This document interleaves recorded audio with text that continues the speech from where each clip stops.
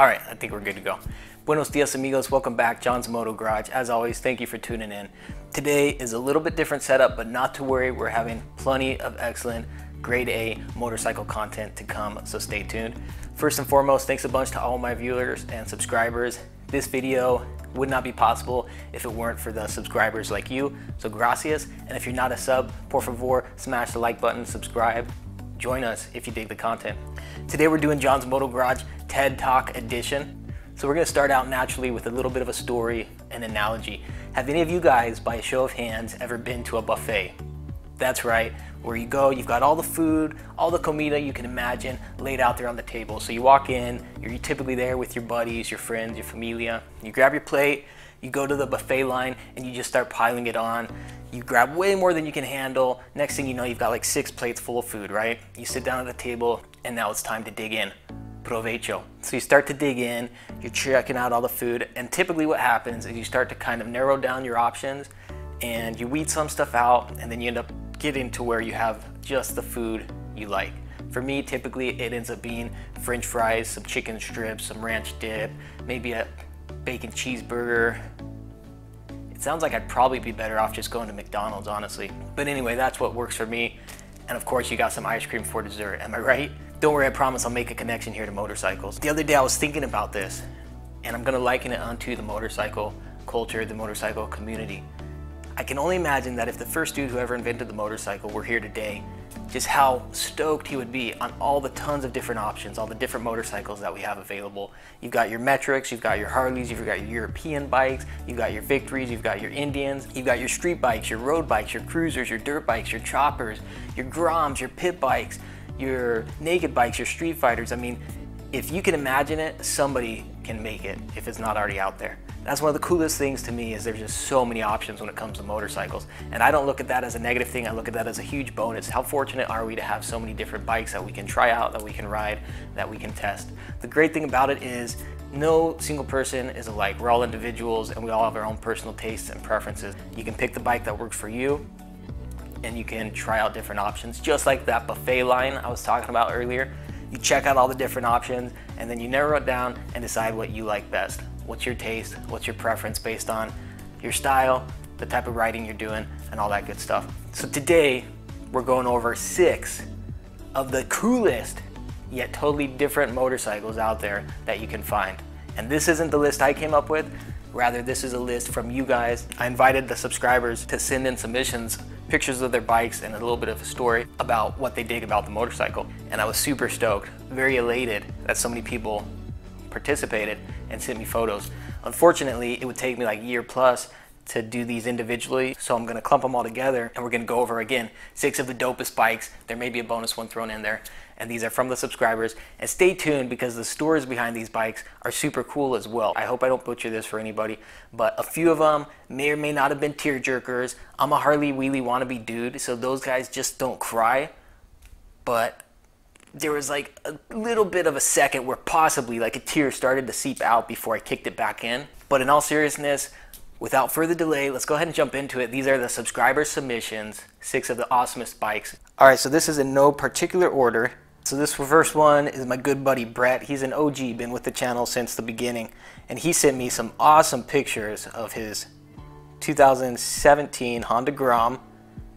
He got it with under 200 miles, picked it up for only 3,000 bucks. Dude, you're making me look like an idiot out here, because my bike cost that much and was dumped.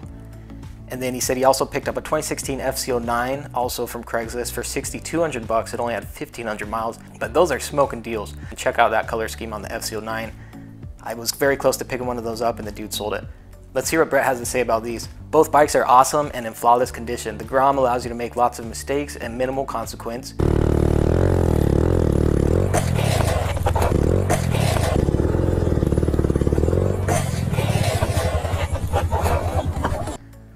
I can testify to that. The FZ is a true rocket, a little twitchy but very manageable. I added TST industrial flush mounted signals to both bikes, as well as integrated brake lights with rear turn signals. I picked up the Gen X windscreen for the FC online, which helps at higher speeds. Thanks a bunch, Brett. You've always been a great supporter of the channel, dude. I'm getting a little choked up. Just kidding. I'm only coughing. But no, for real, thanks a bunch, dude. I really appreciate it. All right, let's check it out. This next one is from Kirby H. Kerboski.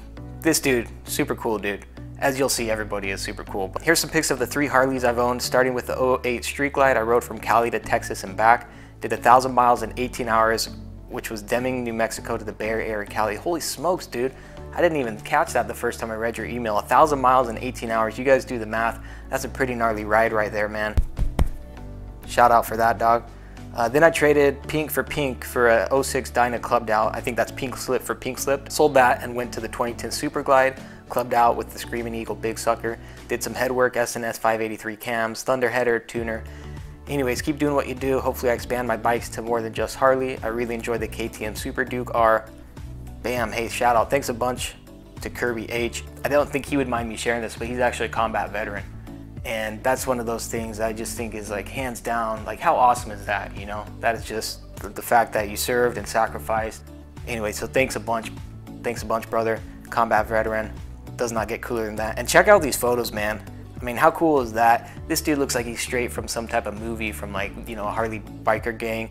If you ever got yourself into a pinch or a bind and you needed somebody to back you up, Kirby, I'm calling you, bro, because with your resume, I think you'll be the right dude for the job. Oh, these were some really cool photos here. All right, so this is Victor S. He sent in pics of his Stryker. I love the look and the power on my Stryker. She also handles like a dream and is very reliable and can go toe-to-toe with any muscle bike out there. Definitely an underrated bike. We've got a Stryker sitting right here, man. I hear ya.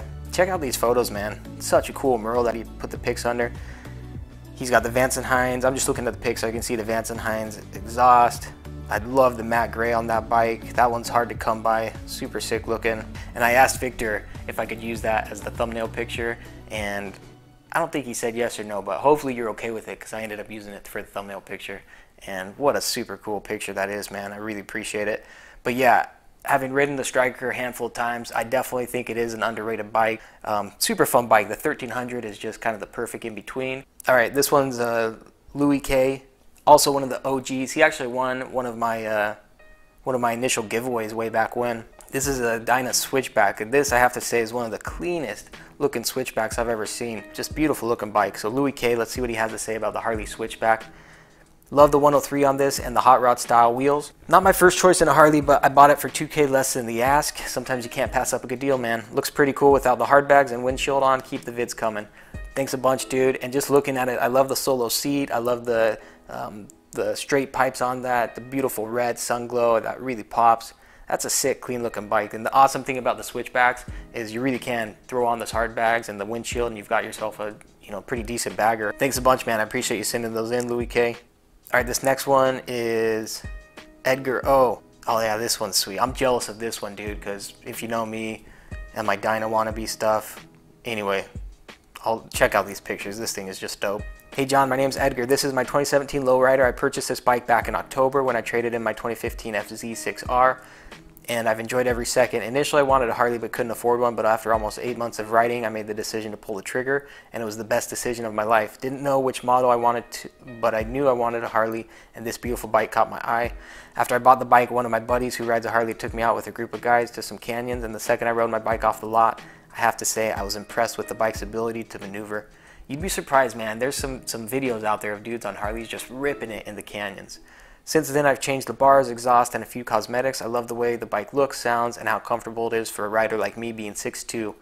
Thanks a bunch, Prosuf. And yeah, when we get out there to Cali, dog, there's a lot out in Cali that if I ever get out there, we'll have to do a rider meetup or something. Dope. All right, this next one is super cool. And this is one of those bikes that it just goes to show like how a bike can be also, I don't know, like an extension of you.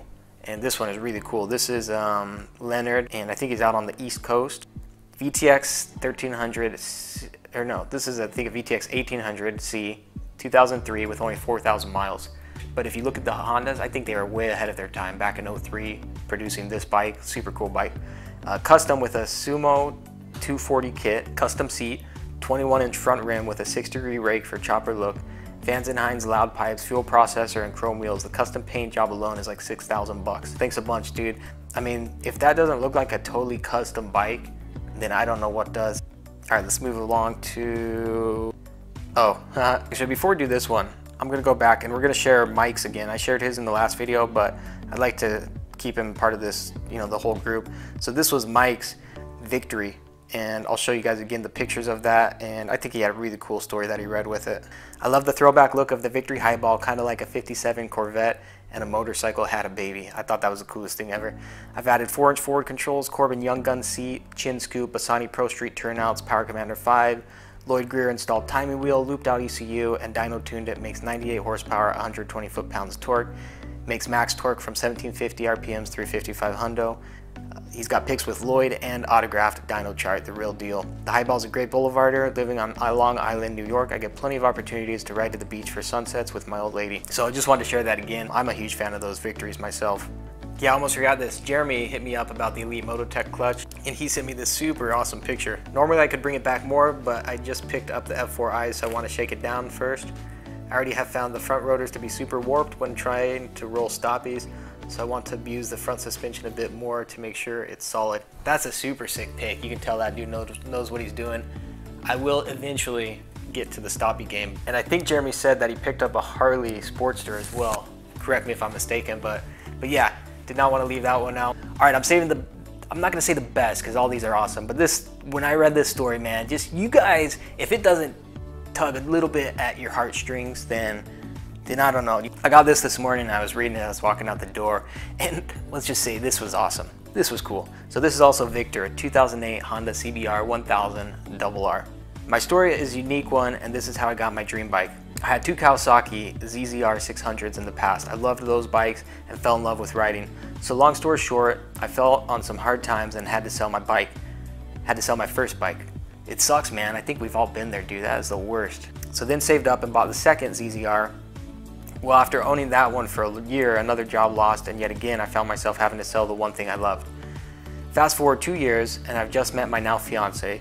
We date for 2 years, and the whole time I'm telling her every day about riding, how fun it is, how much I miss it, and I tell her how one day I'll get another bike. Hey, can not every single one of us relate at least on some level to that, dude? But wait, the story gets much better. So I tell her, how that our son is on the way. I know I'm not going to be able to get a bike for a long time now because I want to make sure my son has everything he needs. So then they're expecting their first kid. I couldn't justify spending money on myself anymore. So on December 23rd, 2018, my son was born. Huge congrats, man. Life-changing, and that's just awesome. That wasn't too long ago, man, so he's only a couple months old. Best day of my life. So we leave the hospital and go home Christmas Day. We're sitting on my fiance's parents' house on the couch, and she asked me to go into the spare room and grab a present she forgot for her sister. Then boom, my dream bike is sitting in the spare bedroom. She bought me my dream bike for Christmas. She said she knew I wouldn't buy one for myself, so she bought one for me. Man, I love this woman. Thank you for hearing my story. Here are some pics of the bike and me and my wife. I promise you guys, I'm not tearing up right now, all right? Everything about that's just totally awesome, man. The whole story. I think that's something that resonates with probably every single one of us at some point when it's in our riding journey, Motorcycles are toys. These aren't top priority, but it plays such an integral role in our lives and making us feel alive and making us feel like who we are. It's just such a big part of us. And it sucks because sometimes we can't have our bike and we gotta make those responsible decisions. But hey, shout out, man. Thanks so much for sharing this. I think from all of us in the moto community, we can say just give your wifey like a big hug for us, like props. That's so cool, dude. And I think Mike put this best. He said, behind every great man is a great woman. That's what it's all about right there. And I'm grateful that all of you guys have sent in these submissions and shared. I think it's awesome to see what other people ride, why they love those rides, and just all the love they put into riding. And sometimes I like to stir the pot a little bit, Harley versus Yamaha, Harley versus Indian and that kind of thing. But at the end of the day, as long as we're on 2 wheels having fun, that's all that matters. Thanks a bunch. This wouldn't be possible without the subscribers and viewers like you. So I really do appreciate it. And if you want to have your pictures showcased, send me those to johnsmotogarage@gmail.com. I'll put a link in the description below. I think that's going to do it. John's Moto Garage. Ride safe. Have a bunch of fun out there, you guys. Adios. Nos vemos.